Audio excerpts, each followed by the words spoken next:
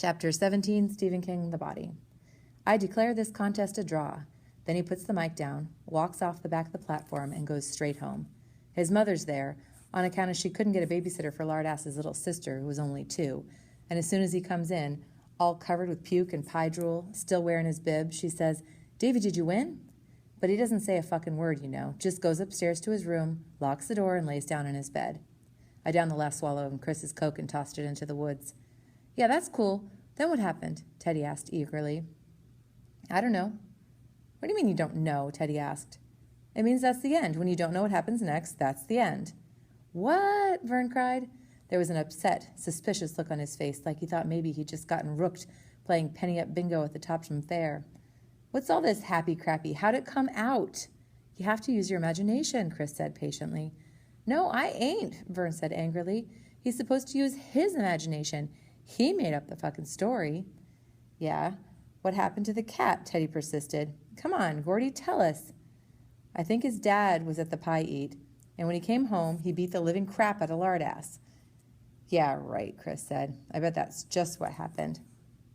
"And," I said, "the kids went right on calling him Lardass, except maybe some of them started calling him Puke Your Guts, too."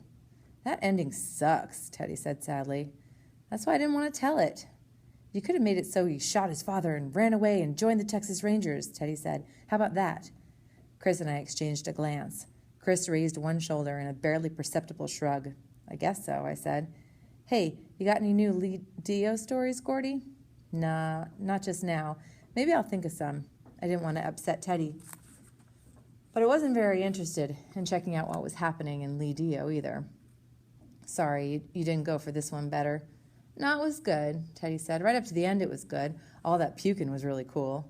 "Yeah, that was really cool. Really gross," Vern agreed. "But Teddy's right about the ending. It kind of was sort of a jip." "Yeah," I said and sighed. Chris stood up. "Let's do some walking," he said. It was still bright daylight, the sky a hot, steely blue, but our shadows had begun to trail out long. I remember that as a kid, September days always seemed to end much too soon, catching me by surprise. It was as if something inside my heart expected it to always be June, with daylight lingering in the sky until almost 9:30. "What time is it, Gordy?" I looked at my watch and was astonished to see that it was after 5. "Yeah, let's go," Teddy said. "But let's make camp before dark so we can see to get wood and stuff. I'm getting hungry too." 6:30, Chris promised. "Okay with you guys?"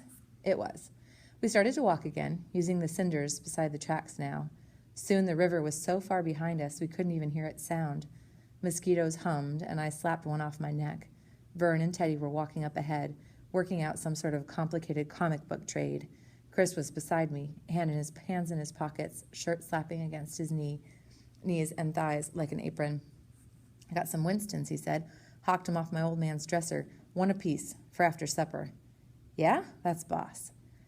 "That's what a cigarette tastes best, after supper," said Chris.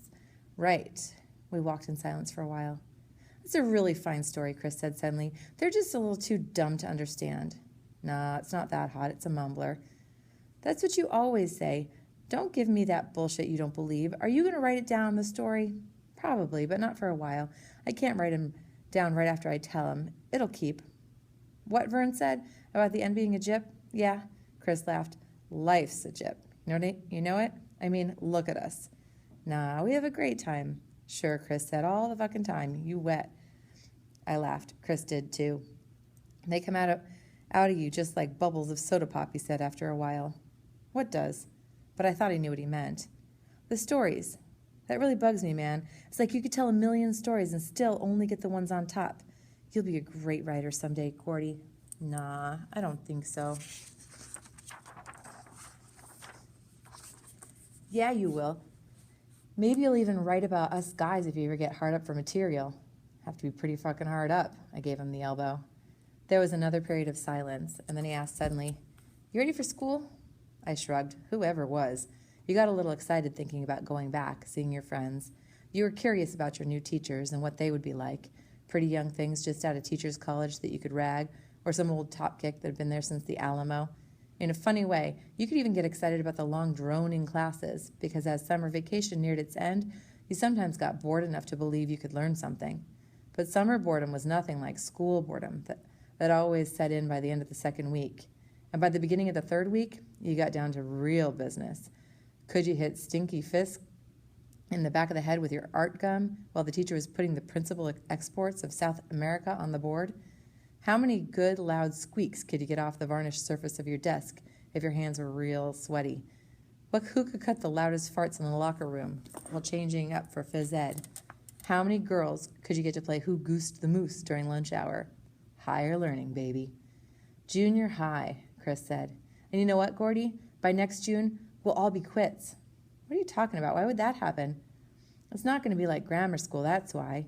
You'll be in the college course. Me and Teddy and Vern, we'll all be in the shop courses, playing pocket pool with the rest of the retards, making ashtrays and birdhouses. Vern might even have to go into remedial. You'll meet a lot of new guys, smart guys. That's just the way it works, Gordy. That's how they got it set up. Meet a lot of pussies is what you mean, I said. He gripped my arm. No, man, don't say that. Don't even think that. They'll get your stories, not like Vern and Teddy. Fuck the stories. I'm going with a lot of pussies. No, sir. If you don't, then you're an asshole. What's asshole about wanting to be with your friends? He looked at me thoughtfully, as if deciding whether or not to tell me something. We had slowed down. Vern and Teddy pulled, almost half a mile ahead. The sun, lower now, came at us through the overlacing trees and broken, dusty shafts, turning everything gold. But it was a tawdry gold, dime store gold, if you can dig that. The tracks stretched ahead of us in the gloom that was just starting to gather. They seemed almost to twinkle. Star pricks of light stood out on them here and there, as if some nutty rich guy masquerading as a common laborer had decided to embed a diamond in the steel every 60 yards or so. It was still hot. The sweat rolled off of us, slicking our bodies. It's asshole if your friends can drag you down, Chris said finally. I know about you and your folks. They don't give a shit about you. Your big brother was the one they cared about. Like my dad, when Frank got thrown into the stockade in Portsmouth. That was when he started always being mad at us other kids and hitting us all the time. Your dad doesn't beat on you, but maybe that's even worse. He's got you asleep. You could tell him you were enrolling in that fucking shop division, and you know what he'd do? He'd turn to the next page on his paper and say, well, that's nice, Gordon. Go ask your mother what's for dinner, and don't try to tell me different. I've met him. I didn't try to tell him different. It's scary to find out that someone else, even a friend, knows just how things are with you. You're just a kid, Gordy. Gee, thanks, Dad. Wish to fuck I was your father, he said angrily. You wouldn't go around talking about those stupid shop courses if I was. It's like God gave you something, all those stories you can make up. And he said, this is what we got for you, kid. Try not to lose it. But kids lose everything unless somebody looks out for them. And if your folks are too fucked up to do it, then maybe I ought to. His face looked like he was expecting me to take a swing at him. It was set and unhappy in the green gold light of late afternoon light. He'd broken the cardinal rule for kids in those days. You could say anything about another kid. You could rake him to the dogs and back, but you didn't say a bad word ever about his mom and dad. That was the fabled automatic. The same way not inviting your Catholic friends home to dinner on Friday, unless you checked first to make sure you weren't going to have meat, was the fabled automatic. If a kid ranked out your mom and dad, you had to feed him a knuckle sandwich. Those stories you tell, they're no good to anybody but you, Gordy. If you go along with us just because you don't want the gang to break up, you'll wind up just another grunt making C's to get on the teams. You'll get to high and take the same fucking shop courses and throw erasers and pull your meat along with the rest of the grunts. Get detentions, fucking suspensions, and after a while, all you care about is getting a car so you can take some skag to the Hops or down to the fucking Twin Bridges Tavern. Then you'll knock her up and spend the rest of your life in the mill or some fucking shoe shop in Auburn, or maybe even up to Hillcrest plucking chickens. Adam Dimmick, please call 4814. Pause. Adam Dimmick, 4814. And that pie story will never get written down. Nothing will get written down, because you'll just be another wise guy with shit for brains. Chris Chambers was 12 when he said all that to me. But while he was saying it, his face crumpled and folded into something older, oldest, ageless. He spoke tonelessly, colorlessly, but nevertheless, what he said struck terror into my bowels. It was as if he had lived that whole life already. That life where they tell you to step right up and spin the wheel of fortune, and it spins so pretty, and the guy steps on the pedal and it comes up double zeros, house number. Everybody loses. They gave you a free pass and then turn on Rain Machine. Pretty funny, huh? A joke even Vern DeSio could appreciate. He grabbed my naked arm, and his fingers closed tight. They dug grooves in my flesh. They ground at the bones. His eyes were hooded and dead, so dead, man, that he might have just fallen out of his own coffin. I know what people think of my family in this town. I know what they think about me and what they expect. Nobody even asked me if I took the milk money that time. I just got a 3-day vacation. Did you take it? I asked. I'd never asked him before. And if you told me, if I ever would, I would have called you crazy. The words came out in a little dry bullet. Yeah, he said. Yeah, I took it. He was silent for a moment, looking ahead at Teddy and Vern. You knew I took it. Teddy knew. Everybody knew. Even Vern knew, I think. I started to deny it and then closed my mouth. He was right. No matter what I might have said to my mother and father about how a person was supposed to be innocent until proven guilty, I had known. Then maybe I was sorry and tried to give it back, Chris said. I stared at him, my eyes widening. You tried to give it back? Maybe, I said, just maybe, and maybe I took it to old lady Simons and told her maybe the money was all there and I got a 3-day vacation anyway because the money never showed up. And maybe the next week, old lady Simons had this brand new skirt on when she came to school. I stared at Chris, speechless with horror. He smiled at me, but it was a crumpled, terrible smile that never touched his eyes. Just maybe, he said, but I remembered the new skirt, light brown paisley, sort of full. I remembered thinking it made old lady Simons look younger, almost pretty. Chris, how much was that milk money? Almost $7. Christ, I whispered. So I just say that I stole the milk money, but then when old lady Simons stole it from me, just suppose then I told that story. Me, Chris Chambers, kid brother of Frank Chambers and Eyeball Chambers. Think anybody would have believed it? No way, I whispered. Jesus, Chris. He smiled his wintry, awful smile. And do you think that bitch would have dared try something like that if it had been one of those douchebags from up on the View that had taken the money? No, I said. Yeah, if it had been one of them, Simons would have said, "Okay, we'll forget this time, but we're going to spank your wrist real hard, and if you ever do it again, we'll have to spank both wrists. But me?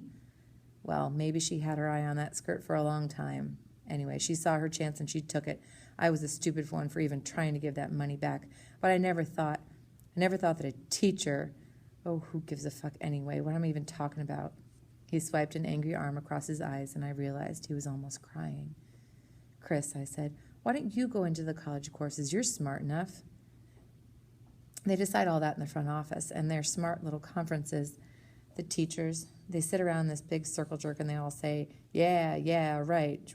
All they give a fuck about is whether you behave yourself in grammar school and what the town thinks of your family. All they're deciding is whether or not you'll contaminate all those precious college course douchebags. Maybe I'll try to work myself up. I don't know if I could do it, but I might try, because I want to get out of Castle Rock and go to college and never see my old man or any of my brothers again. I want to go someplace where nobody knows me and I don't have any black marks against me before I start, but I don't know if I can do it. Why not? People drag you down. Who? I asked, thinking he must mean the teachers or adult monsters like Miss Simons who had wanted a new skirt, or maybe his brother Eyeball who hung around with Ace and Billy and Charlie and the rest, or maybe his own mom and dad. But he said, your friends drag you down, Cordy. Don't you know that? He pointed at Vern and Teddy, who were standing and waiting for us to catch up. They were laughing about something. In fact, Vern was just about busting a gut. Your friends do. They're like drowning guys that are holding onto your legs. You can't save them. You can only drown with them. Come on, you fucking slowpokes, Vern shouted, still laughing. Yeah, coming, Chris called, and before I could say anything else, he began to run. I ran too, but he caught up to them before I could catch up to him. 18. We went another mile and then decided to camp for the night. There was still some daylight left, but nobody really wanted to use it. We were pooped from the scene of the dump and from our scare on the train trestle, but it was more than that. We were in Harlow now, in the woods. Somewhere up ahead was a dead kid, probably mangled and covered with flies. Maggots, too, by this time. Nobody wanted to get... Liberty Damos, please come to the main office. Oh, sorry. Liberty Damos to the main office. Nobody wanted to get too close to him with the night coming on. I read somewhere, in an Algernon Blackwood story, I think, that a guy's ghost hangs around his dead body until the body's given a decent Christian burial, and there was no way I wanted to wake up in the night and confront the glowing, disembodied ghost of Ray Brower, moaning and gibbering and floating among the dark and rustling pines.